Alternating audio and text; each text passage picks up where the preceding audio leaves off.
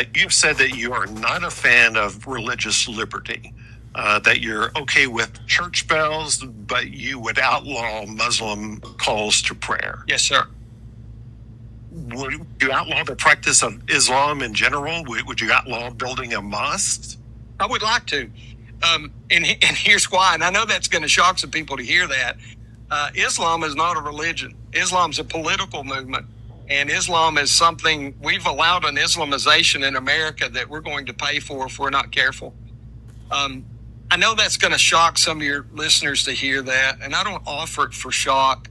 But it is not a movement of seeking God in what many of us have viewed in other lands and have seen it. And just by the writings, it is not that.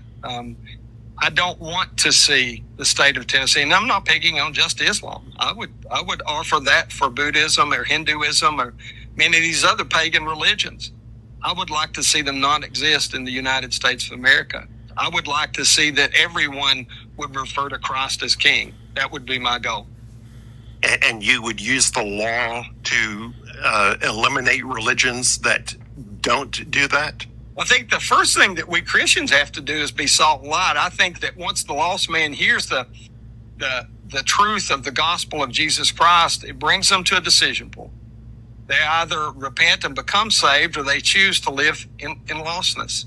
And often, I think the reason that we have those things in our Constitution that talks about, someone who denies the existence of God or a final state of things, perhaps they're not mentally conditioned to be able to understand how to lead and serve the people. So I think that certainly applies. So you would use the law to outlaw religions that don't say Christ is King? I think that all Christians should have that as an end goal. Again, back to what I answered first, I'm not going to force anybody to bow the knee to Christ. That's going to come one day after all. I think we should establish conditions that allow for that. I think that if we allow a political movement to come in whose end goal is not your good, but it is to oppress and overtake this, what was founded as a Christian nation, I think that my children and grandchildren and your children and grandchildren will suffer for it. And I'm going to take a different view on that. So that's about the most un-American speak you're going to hear out of an elected representative, right?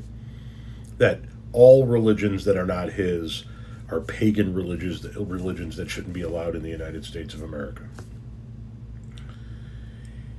There's something he said in there. He said that what all Christians need to do is they need to continue. And listen, he said a lot of really bad shit, right? There's one thing that stuck out to me.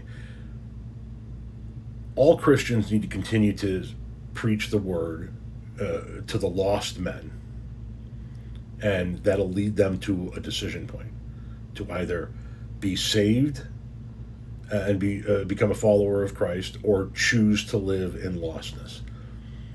And this notion that people like him have, that they have the answers, they're the ones that are found. Everybody else that doesn't think like them are lost, is comical. Absolutely comical. They truly believe that if you don't do and think and act and pray as they do think, act, and pray, then you are somehow less than. And in my opinion, the people that are less than are the people that blindly follow people like this.